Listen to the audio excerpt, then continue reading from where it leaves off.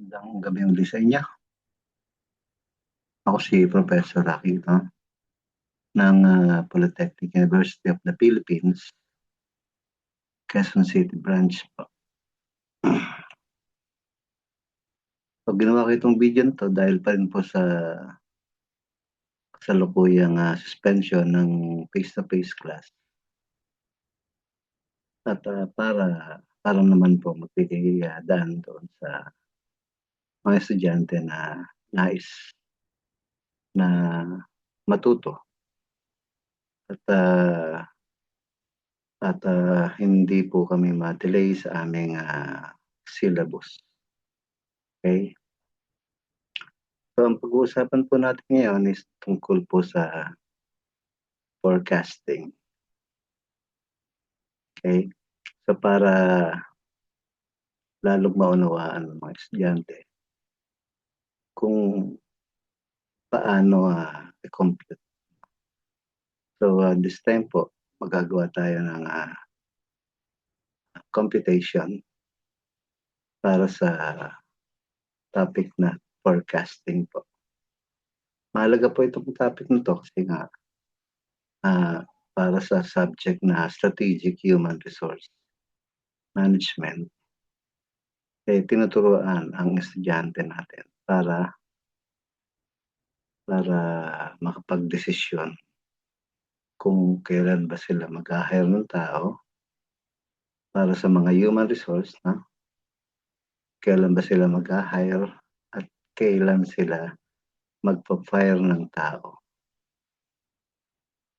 So, yun po yung layunin natin ngayon. So, maintindihan po yung mga bagay na yun. So, gagamitan po natin siya ng technique na forecasting para mas lalong maintindihan ng estudyante kung paano gamitin at maging basehan ng desisyon ng kumpanya para sa pagdaragdag ng mga tauhan at pagbabawas ng mga tauhan. So, allow me to share po. Share ko lang po sa inyo ang aking material. Ito po siya. Ito po. Ayan, nakikita niyo po ba? So, forecasting yung ating pag-aaralan ngayon. So, ang learning objective natin is to understand and define what is forecasting and to know the influence of forecast in the product life cycle. So, sa product life cycle po, meron tayong 4 na stage or 4 na phase. So, yung first phase po is introductory. Second phase is growth. Third phase po yung ating maturity. And the last phase is decline. So, lahat po ng produkto, lahat ng mga serbisyo, kailangan na dumaan doon sa tinatawag nating product life cycle. So, hindi po pwedeng hindi dadaan ng bawat produkto o bawat serbisyo sa product life cycle. Kasi nga po, dito sa product life cycle, so yung phase na maturity, so lahat ng halos lahat ng produkto sa market or halos lahat ng serbisyo sa market nag-i-stay doon sa maturity. Then kapag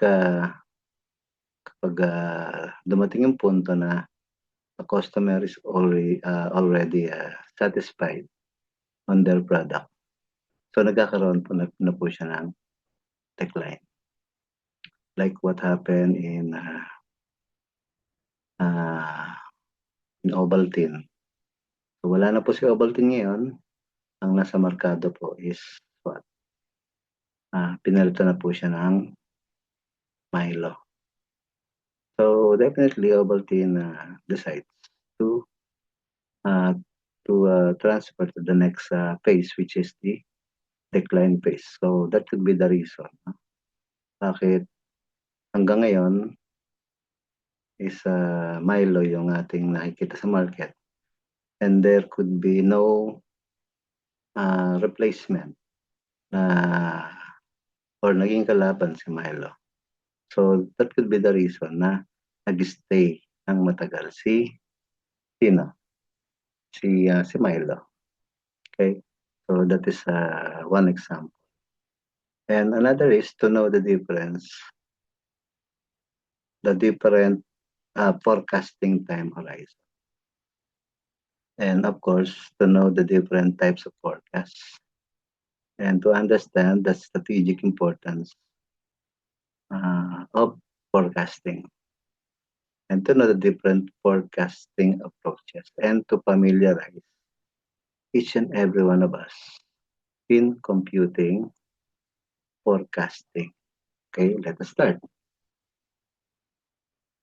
Mga lessons natin na pag-discuss dito is 6. The definition of forecasting, influence of forecast in the product life cycle, forecasting time horizons, types of forecast, strategic importance of forecasting, and what are the different forecasting approaches. So, pwede nating magamit on our decision making. Okay. So for lesson 1, ito po yung definition ng forecasting. So what is forecasting? Forecasting is the art and science of predicting future events. So once we heard the word predicting, maliwanag na sinasabi po na ang forecasting ay hula. Hinuhula natin. Pero hindi katulad to ng hula na nakikita natin sa ating mga kamay. No? Kapag nagpapatingin tayo sa fortune teller, may hulaan yung buhay natin. So walang basihan. Walang basihan. So but this time, we will be discussing forecasting, or we will be using forecasting for us to have a basis on our decision. So naintindihan niyo po ba? So hindi po ako nagsabi niyan, kundi yung author na si Hazer at si Rendell noong 2007 pa. Medyo may kalumaan na tong libro na to. So 2025 na tayo ngayon. So I don't know kung there are other authors na nagkaroon ng different definitions regarding forecasting. But as of 2007, according to Hazer and Rendell from their book, forecasting is the art and science of predicting future events.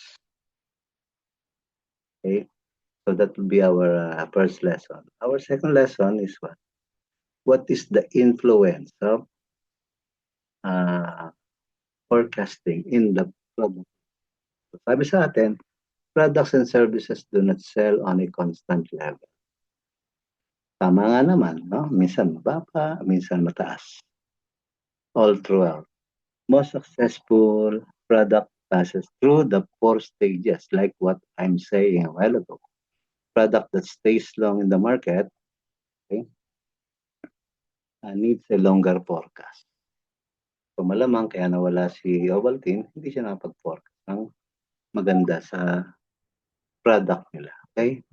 Or baka talagang nag-decision si company na to be out in the market. Okay? So hindi natin alam kung ano naging decision ni Ovaltine. So that the company can able to prepare to meet the needs of the market. So that is according also to Hazer and Rendell during 2007. So yun yung influensya, no? So kailangan ng longer forecast para or tuloy-tuloy, longer or tuloy-tuloy, continuous, no? Yung forecasting para ma-anticipate natin yung demands ng product on a given time period. Okay, next. Lesson number 3 is what? What are the different forecasting time horizon? Okay, so we have 3. short range forecast, medium range forecast, and long range forecast. Okay. So when we say short range, it is a forecasting time horizon between 3 months to 1 year. So ganun lang siya kaigsi, no? Example nito, yung mga planning purchases, job schedule, production level, and workforce level or job assignment.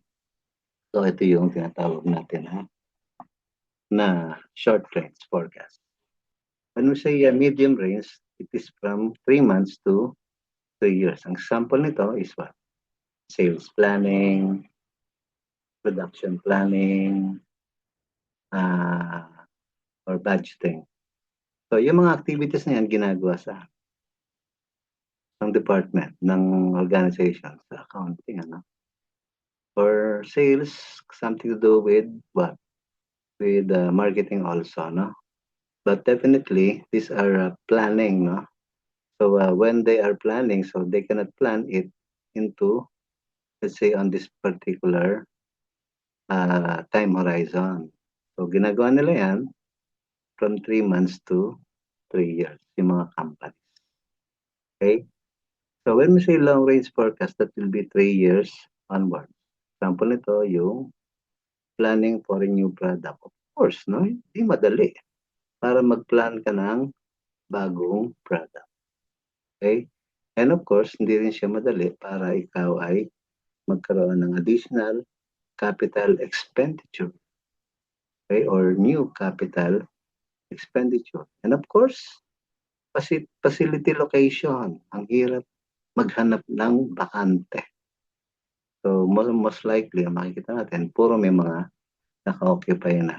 And of course, related also to expansion. Okay?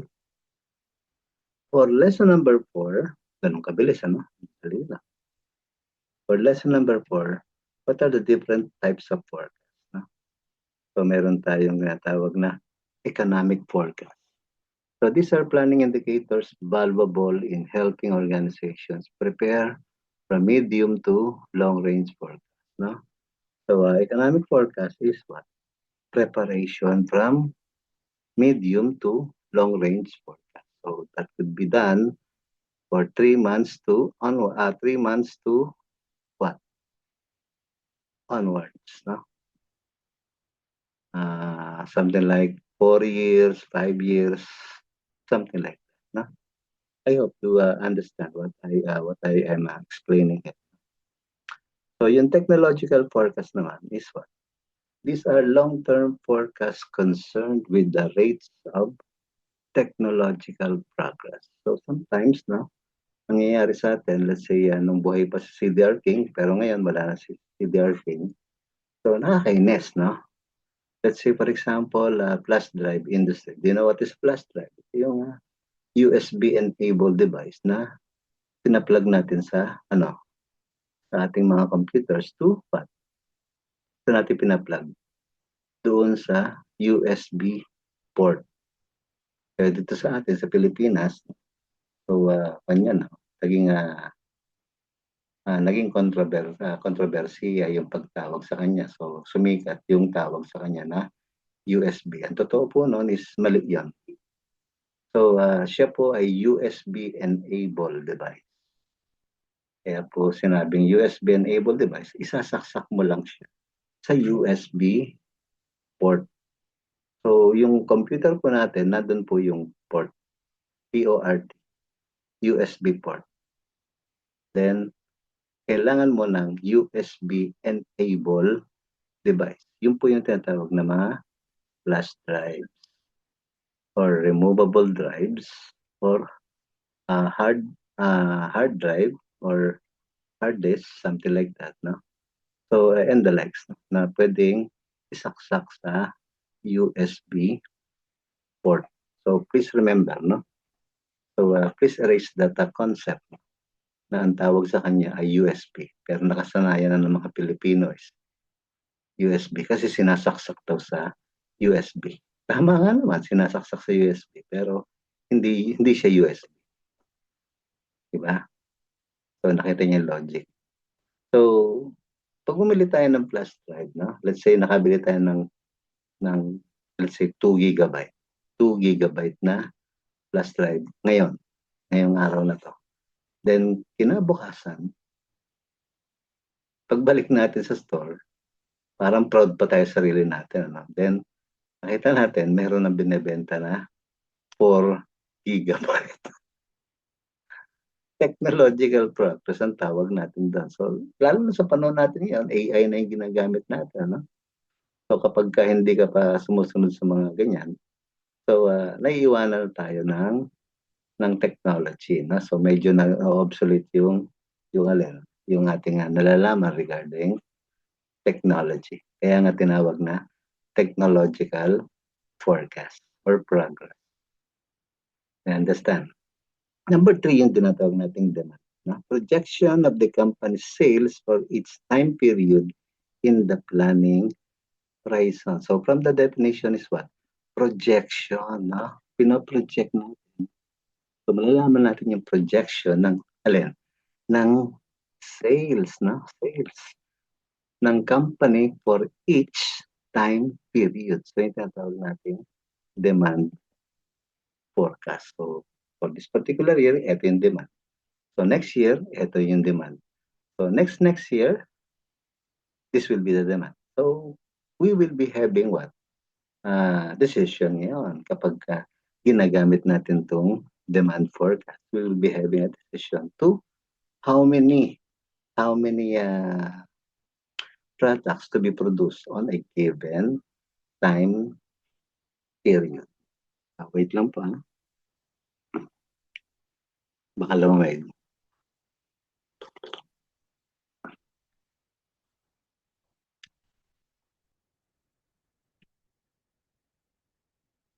Okay po tayo. So that is lesson number 4. So let's go with lesson number 5. So what would be the strategic importance of forecasting? So let us name one by one. So forecasting is the only estimate of demand until the actual demand becomes known. So walang ibang ginagamit. Forecasting lang. Okay? So it is the only estimate of demand. So by the way, this is 2007. Ano? Sabi nga ni Acer and ni Fender. So please correct me, no? Kung meron ng ibang type of or different approach to determine a forecast or to determine a demand. Pero kung wala pa, tama sila, Acer and Render, kasi nga sabi nila, forecasting is the only estimate. Only, wala nang iba. Of demand, only estimate of demand, no? Ina-estimate niya yung demand until the actual demand becomes known. So, ibig sabihin, with the use of forecasting, malalaman natin yung estimate na gagawin nating mga produkto. At least we will be having an idea how many products to be produced on a given time period para hindi tayo masayangan ng product, hindi tayo magkaroon ng overproduction, something like that, no? At least malapit-lapit tayo dun sa actual. Kasi nga, forecasting is the only estimate. So that would be the strategic importance of forecasting.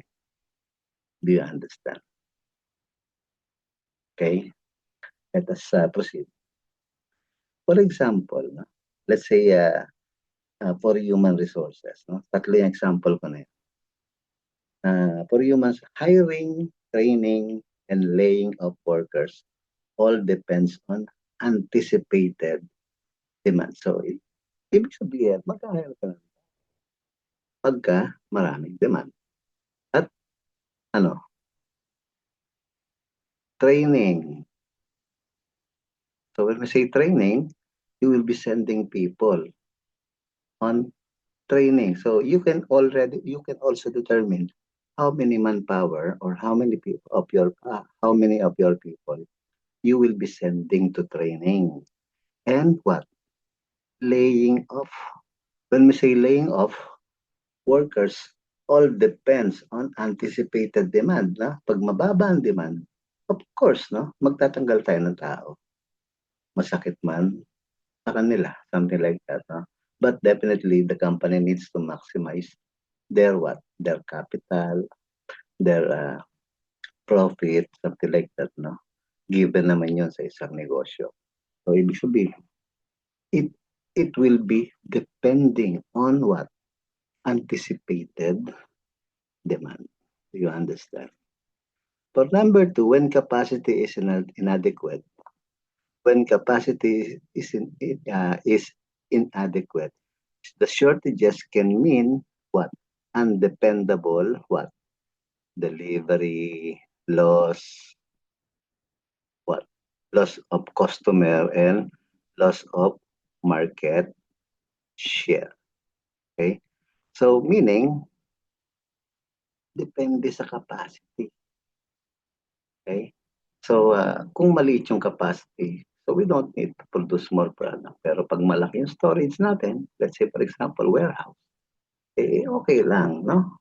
Kaya nating i-accommodate yun. But basically, we need to find what is the capacity. Okay? And example number 3 is what? Supply chain management. So good supply relation and price advantages for materials and parts depends on accurate forecast. Alin daw? Yung price advantages, no? So we take a good decision when there is an upcoming increase of prices. So ibig sabihin maaga pa bumibili na tayo kasi nga para hindi tayo matamaan ng price increase, like for example in gasoline, ano. So kapag merong announcement na magtataas, so ngayon pa lang kaya nakikita natin, no, pumipila yung mga motorista sa mga gasolinahan para bumili ng gasolina. Some of them are bringing gallons, bringing drums, no. Lalong-lalo na kung ginagamit talaga nila yung gasolina sa kanilang negosyo. So we call it price advantages or for price what? For price increase or price advancement, something like that. Do you understand? Okay. So let us continue with our lesson number 6. Okay. So let's go with the different forecasting approaches. No? Forecasting approaches. So quantitative forecast, it employs one or more mathematical models that rely on historical data. So when we say historical data, it is the same also with data points, sample, and what? Observation. Okay? Historical data are the same as what? Data points, samples, or observation. Okay? So qualitative forecast is what? It incorporates such as decision makers, intuition, okay, emotion, personal experiences, and value system. Okay, ano naman yung mga yan? Yun yung tinatawag na qualitative. So, basihan nito is what? Palagay ko di ba? Yan. Pwede nating sabihin yung tinatawag nating intuition. Ito yung pakiramdam ko something like that. So we call it what? Intuition. What about personal experiences? So we cannot blame other people kasi na-experience na nila. Kaya yun yung nagbibigay sa kanila ng dahilan para wag nang mag-produce ng product or wag mag-produce pa sila ng maraming product. So yun yung nagiging basihan nila because of experiences. And besides, experience is the best teacher. And then, jury of executive opinion. It is a forecasting technique that takes the opinion of a small group of high-level managers. Ito naman yung let's say, America's Got Talent, na? So, nandyan si Simon Cowell, tapos yung mga kasama niya, mga judges. So, yung silang 4 na judges, ang tawag sa kanila is jury. So, yung kanila mga sinasabi is what? What? Jury of executive opinion. Kasi, sila lang yung nagdedesisyon, yung mga tao, hindi naman pwede mag-desisyon, hindi naman sila kasama sa jury. So, ang kasama lang sa jury, yung 4 na. So, kapag tayo ay nag-defend, let's say for example, ng ating research, no? So, humarap din tayo sa jury. Tatawag nating, what? Tatawag din nating itong mga panel members, no? Okay, so like the 3 panel members and 1 is what? So, 4 sila, no? Yung 1 chairman, let's say for example, 4 sila or 5 or whatsoever, no? In the graduate school level, if I'm not mistaken, parang 5 yata or 4 din. Okay, may chairman, then merong members of the panel. So, iba naman yung advisor. So, ibig sabihin, sila yung jury, no? Sila yung magbibigay sila ng kanilang opinion para maging basihan ng forecasting. Okay? Do you understand? And of course, the Delphi method. It is a forecasting technique using a group process that allows experts to make the forecast. So, ito naman yung expert, no? Yung mga experts sa forecasting, sila yung nagde-decide, no? Sila yung nagde-decide kung ano ba yung i-forecast. So, let's say for example, ano ba ang lagay ng panahon ngayon? Sila yung mga nasa pag-asa, no? Kasi mga experts sila. So, they study, they got a title for their career, no? Something like that.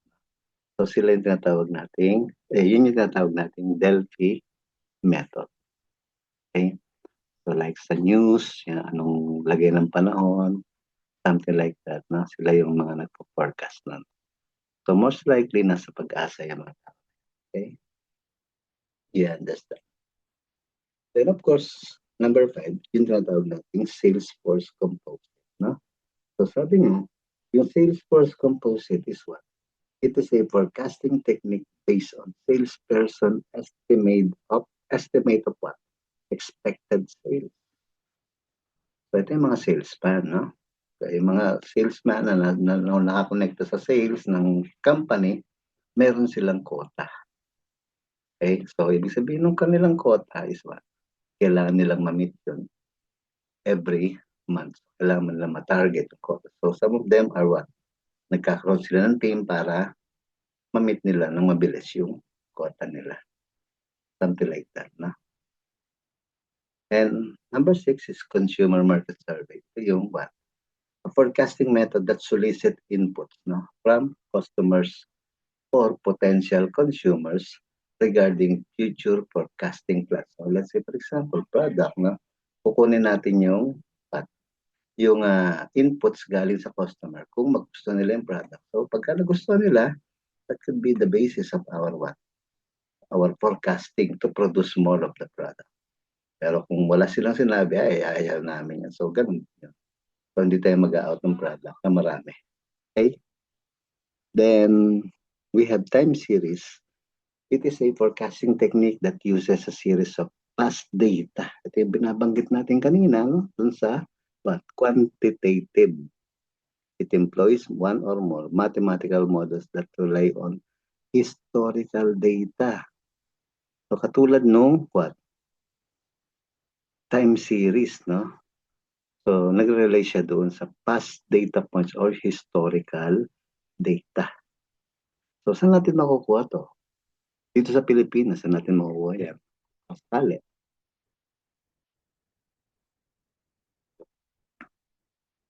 Kapit tayo. So saan natin makuha? So we can get it from what?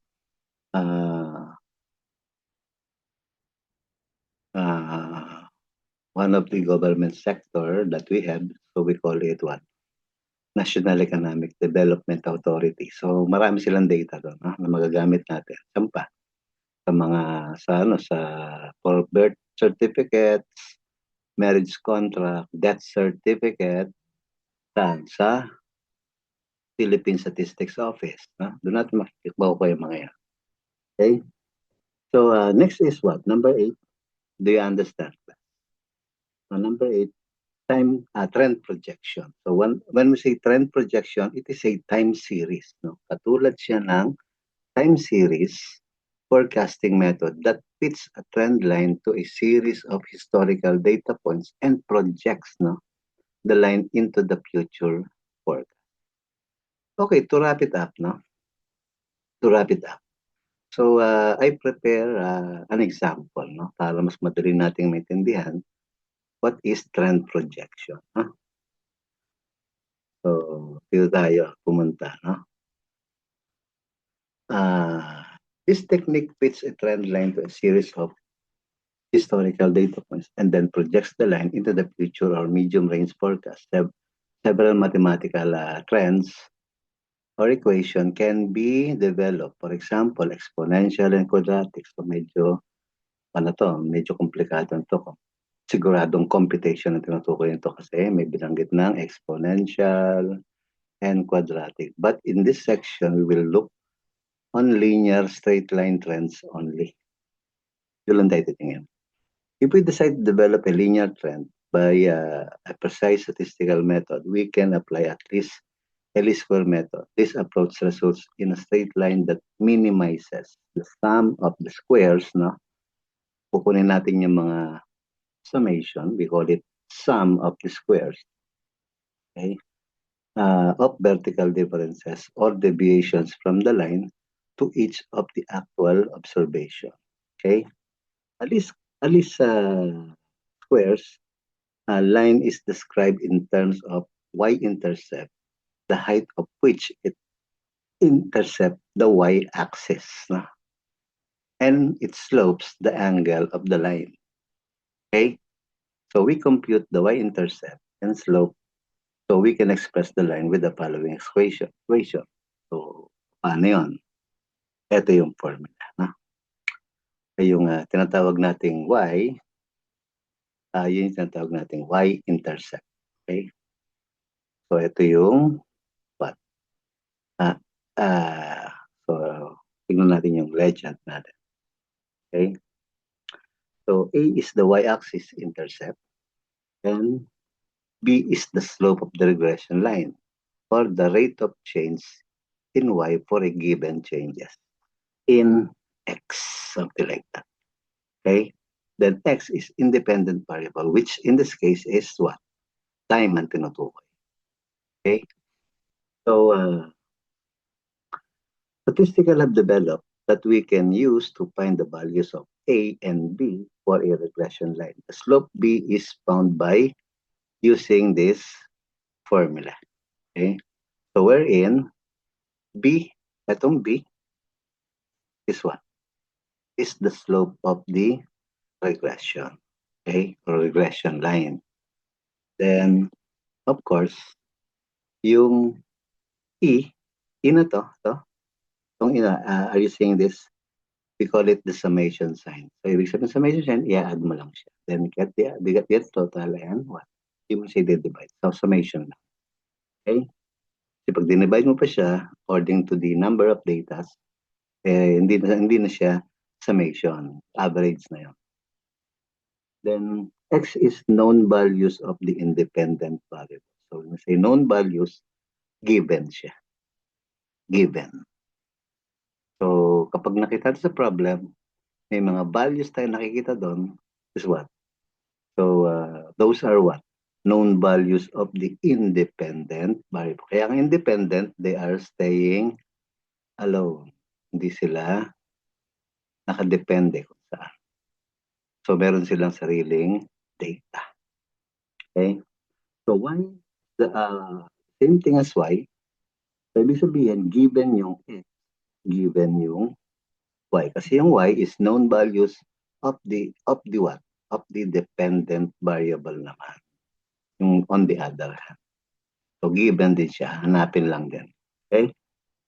I-identify lang natin sa problem. So, yung x bar natin is the average of the x values and y bar is the average of the y value. Ito yung formula niya. So, very complicated, ano? Kapag nakita natin yan, yung iba, ang ibang tao, pag nakita yung mga ganyan may summation sign na, medyo nasusuka-suka na. Joke lang. Okay? So, madali lang yan. Tuturuan ko kayo kung paano gamitin yan. Okay? Para makompute natin yung value ng slope of the regression line, which is letter B, your small b, something like that. Ito siya. Okay, ito yung formula niya. Okay? So, to better understand, okay, so we compute the y-intercept as follows, no? Also called as the trend line. Okay? So, ano yung formula natin? A is equal to y bar minus b times x bar. Okay? So, tandaan natin yung formula na to. Diba? Balik-balikan natin yan para makumpleto natin yung equation natin. Okay? Then, for example, no? Okay, ang example is what? The demand for power at New York Edison, siguro, na lang natin to, no? Meralco na lang, Meralco. For Meralco, over the period of 1999 to 2005 is shown in the following table. So, ibig sabihin, sa table, makikita natin itong alin. Year and electric power demand. So, ibig sabihin, sa bansa natin, sino nagpupunta siya? Si Meralco, di ba? Or sino nagdi-distribute? Si Meralco. Okay? So, in the alphabet, so let's say dalawang data yan, electric power demand and year, no? So, X is what? Comes first before Y in the alphabet, no? O nga naman, no? X, Y, Z. Then, of course, for identification purposes, no? So, yung year natin, gawin na natin siyang X. At yung electric power demand natin is gawin na natin siyang Y. Okay? So, wag mo nang pakialaman si X. Okay? Kasi, nandun na si Y. Joke lang. Okay? So, ito yung table natin. Given. Ito yung mga given natin. Na? So, noong 1999, 2000.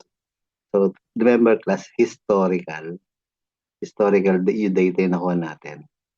If we are the Meralco company, so definitely we are getting this also to our archives na. So hanapin natin yan para makita natin yung electric power demand. So tuloy natin yung problem, no? Over the period of 1999 to 2005 is shown in the following table in megawatts. So there are three forms of electricity, which is what? Kilowatts, ano pa isa? Megawatts, and the other one is gigawatts. So, ano ba yung kilowatts? These are the electricity that we are using in our own household. So, bawat household, ang ginagamit niyan is kilowatts. So, gumagamit ka ng ano, let's say, ref, washing machine, ano pa, mga ilaw, ano pa, electric fans, aircon, or whatsoever. So, kapag kanyan, so, yun yung ginakargang electricity ng isang household, something like that, no? So, kaunti lang. Hindi siya masyadong marami. Okay? So, nagdedepende lang yung marami. Yung konsumo niya, nagdedepende yan kung marami kang gamit sa bahay. Tansya, for example.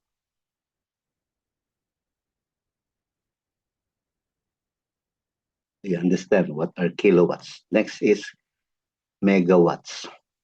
So, this is what? Bigger than kilowatts. So, ibig sabihin, may mga companies bang gumagamit ng megawatts? Of course, meron. Lalo na yung mga gumagamit ng mga heavy equipment, no? So, kailangan gumana yung kanilang machine. What? So, they are needing what? Megawatts. So, kaya may nakikita tayo mga transformers sa yung drum na kulay gray na nakabitin sa mga poste. So, we call it transformer. So, ang nilalagay doon is what? Ang nakukuha noon na kuryente is megawatts. So, kapag pumasok sa transformer na yun, paglabas niya, kilowatts na yun. So, yun yung what? Let's say, for example, sa isang barangay. So, hindi naman barangay, siguro sa isang block, let's say for example, yung isang block, kapag pinagsama ng pinamineral yung mga appliances ng mga bahay na nandoon, so medyo nakakompute niya is what? Medyo malaki. Kaya sinusupply niya is megawatt. Lalagyan niya lang ng transformer para matapos yung matapos yung ma-distribute yung kilowatts. And the next is what? Yung gigawatts, yung mga industrial plants, yung mga factories, yung mga warehouses. So ito naman yung mga nangangailangan ng gigawatts na kuryente, yung malalaki na. So that would be the reason. Nakita natin, so let's say accidentally, no, nakita natin yung bill ng kuryente, let's say 100,000 pesos, 200,000 pesos. Kuryente lang yun, ganun kalaki. So let's say nag-audit tayo, let's say for example, so ibig sabihin, yung company na yun, gumagamit siya ng malaking capacity ng kuryente. So which is gigawatts. Kaya meron tatlong klase ng kuryente which is kilowatts, megawatts, and gigawatts. You understand? Okay? So to make it simpler, so putulin natin tong table na to, no? Putulin natin tong table na to, dugtong natin dito sa ilalim. Ito yung magiging next table natin. And the technique is, kompletohin natin yung table according to this what? To this formula. So, alin ba yung dapat na makuha natin? Summation of xy. Summation of x. So, kailangan natin yun. Okay? So, kompletohin natin. So, let's say, naputol natin, ito na yung kayarian. Yan. The year, 1999, 2000, what else? 2001, 2002, 2003, 2004, and 2005. But the thing is, hindi natin pwedeng gamitin tong year na to. Why? We will be arriving in wrong estimates or wrong results. But instead of using the base year, we assign values. No? We assign values doon sa ating base year. So let's say 1999, yun yung unang nakuha nating year na. So we assign it as our year 1. Then, so on and so forth. Year 2, then year 3, year 4, year 5, and year 6, and year 7. Do you understand? Importante yun. Okay? Hindi natin pwedeng gamitin yung values ito kasi mag-arrive tayo sa wrong conclusions and wrong interpretations. So, we assign values. So, sino mag-assign? Tayo mismo. So, mag-assign na tayo. So, kung sino ito ang babang year, gawin natin year 1 and then etc. Sunod-sunod lang yun. Do you understand? Then, of course, get the total. No? So, palitin natin para makita natin ang buo. And get the total. So, 1 plus 2 plus 3 plus 4 plus 5 plus 6 plus 7. The total is what? So, do you still remember? Yung year, yung ating ginawang x, di ba? So, we are referring to time. So, yun na yung gawin nating x. Do you understand? So, yung total niyan is 28. So, kahit i-add nyo pa, is what? Kahit na-i-add pa natin, yun yung lalabas. Okay? So, kumuha tayo ng calculator. Then, the next column is what? Our demand, yung y natin. So, sabi nga sa atin, known values for independent variable and known values for our dependent variable. So, ito yung given data natin. So, 74, saan natin nakuha ito 74? Given nga eh. Given from 1999 operation of Meralco. Kung Meralco yung problem natin. Kung Meralco. So, sa problem natin is what? An example na lang natin is Meralco is because Meralco naman yung nagdi-distribute ng kuryente dito sa Pilipinas. Okay? Do you understand? So, ganun nga. So, yung electric power demand natin, yun yung ating Y. So, given siya 74, 79, 80, 90, 105, 142, and 122. Then, get the total. Total mo siya. Okay, use the calculator and you'll be getting the result of 692. Ang tawag natin doon is summation of Y kasi Y siya. So, sinam natin siya. Ito naman, summation of X. So, meron tayong ilalagay doon sa ating formula kanina. Ito yung formula natin. Ayan. Summation of Y and summation of X. Okay? So, tuloy natin. Kompletohin natin yung table. Okay, ito yung table natin. Ha? Then, of course, ang tinahanap sa formula is X square. X square. So, this simply means X, itong X na to, multiply by itself. So, ibig sabihin, yung value ng X is 1 times 1, 1 times 1, 1. 2 times 2, 4. Kuha niya. Okay? 3 times 3, 9. Then 4 times 4, 16. 5 times 5, 25. Then 6 times 6, 36. And 7 times 7 is 49. Then get the total. I-total natin yan. Total natin yan. And ito yung value ng ating summation of X square. Kasi yun yung nasa formula. Okay? Do you understand? Then of course, hinahanap din yung XY. So what is meant by XY? That is X times Y. So ito siya. X times Y. Nakita niya? So ibig sabihin, 1 times 74, 74. 2 times 79, 158. Tayo na naglalagay niya na. Kinukuha lang natin sa data. Okay? 3 times 80 is what? 240. Okay? Then 4 times 90 is 360. 5 times 105 is 525. Then 6 times 36 is 852. Then 7 times 7 is 7 times 122 is what? 854. Of course, sabi nga sa atin, summation. Yan. I-add natin yan. Then we'll be getting a total of 3,063. You understand?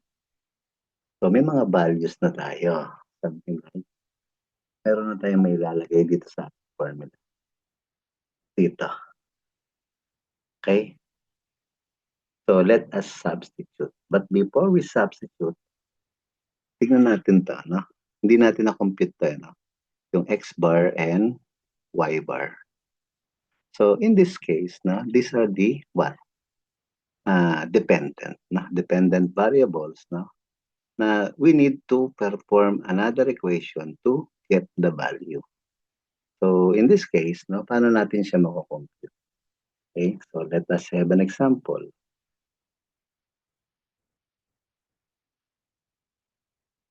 Ayan. Okay. So X, summation of X, the formula for X bar is what?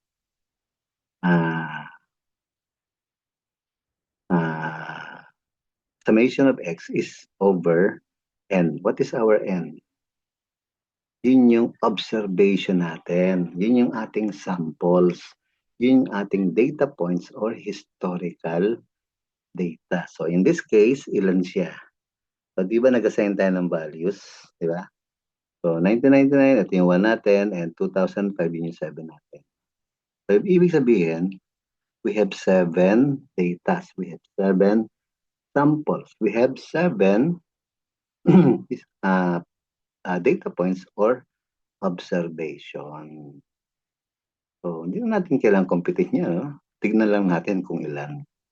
So, lagyan natin dito, 7. So, ibig sabihin, yung 28 saan galing? Ayun, summation of x.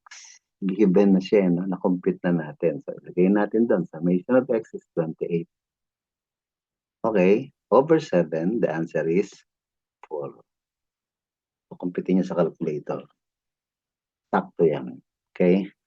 And of course, the same thing applies in summation of y. So, asa yung summation of y natin? Ito. So, get the value, 692. So, that is 692 over n or 7. So, the answer is 98.86. So, to make it exact, no? No, not exact number, no? So, accurate. No? To make it the number accurate, so use 2 decimal places, no? Hanggang 2.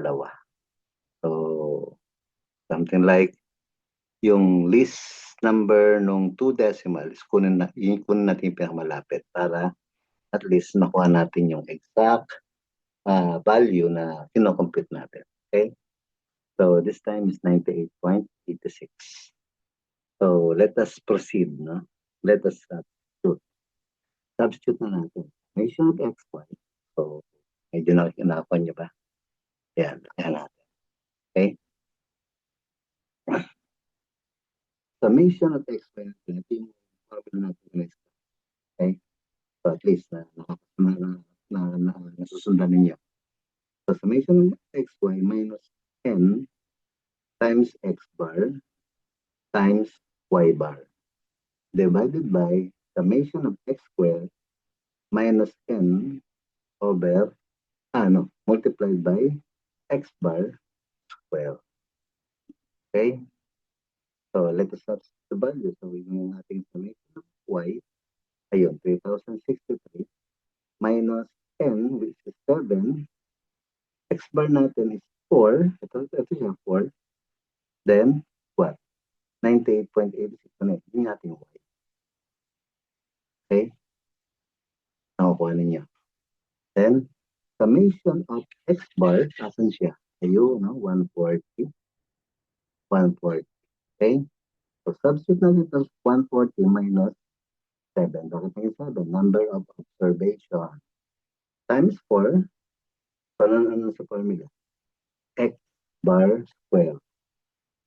So, asan yung x bar square natin? Wala. Di ba wala? Ano ibig sabihin nun? Mumultiply lang natin by itself. Okay?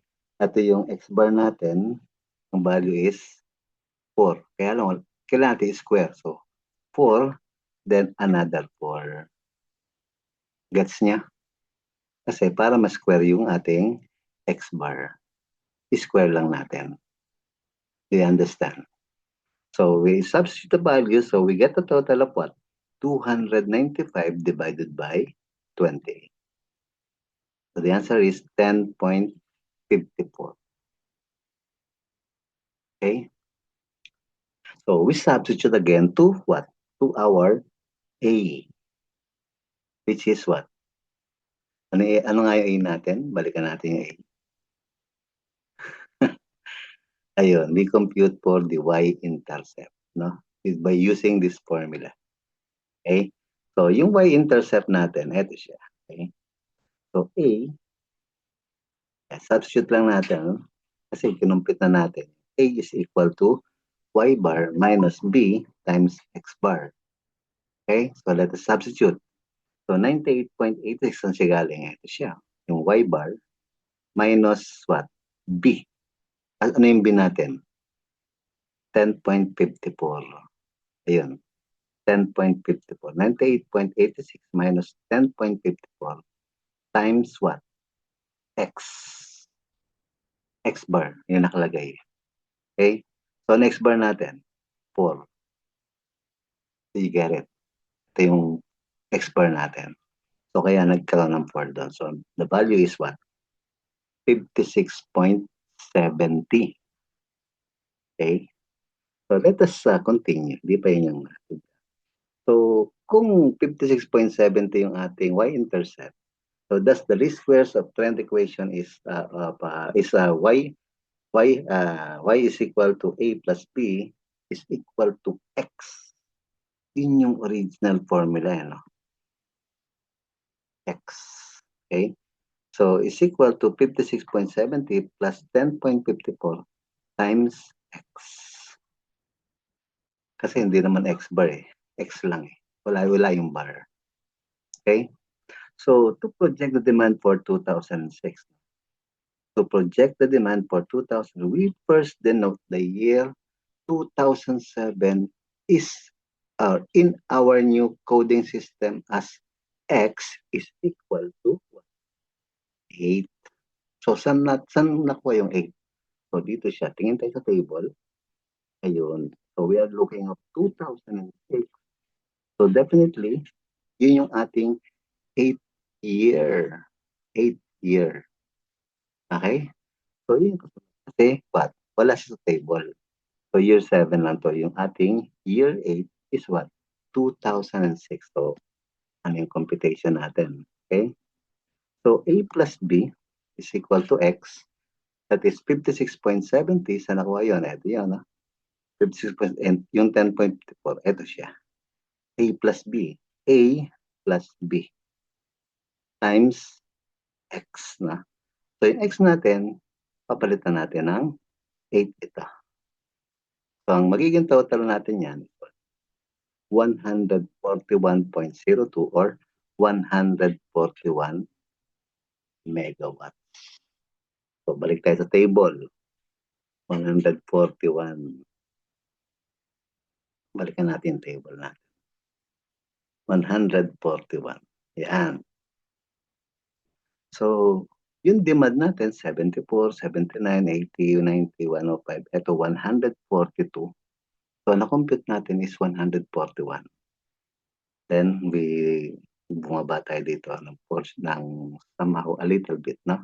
120 to naman yung 7th year. Pero nung 6th year natin, nung 8th year natin, it would be 141 ang kailangan nating i-distribute na kuryente. So, what's the implication? Ano yung implication natin? So, in this particular case, no? So, since noong year 2004, year 2004, so nakapag-distribute na sila ng 142 megawatt. So, it so happened, pagdating ng 2005, kumonte. So, more likely, ang naging decision ng company rito, what? Magbawas din ng tao. Pero yung equipment, I doubt na ibebenta nila. Kasi magagamit pa nila yon. Like in this manner, no? Pagdating ng 2006, nag-jump ulit ng 141. So, if we will be asking, naka-ready ba si company regarding year 8? The answer is yes. Naka-ready siya. It's because nadagdagan na naman yung kanilang megawatts na i-distribute for year 8 and that will be 141. So definitely they will be needing for additional people or additional manpower. So there will be what? A strategy for hiring and what? Hiring and training again for their people. Okay? So I hope, no? I hope you better understand what is forecasting, and I'm sure na makakatulong ito sa ating seat work na gagawin, no?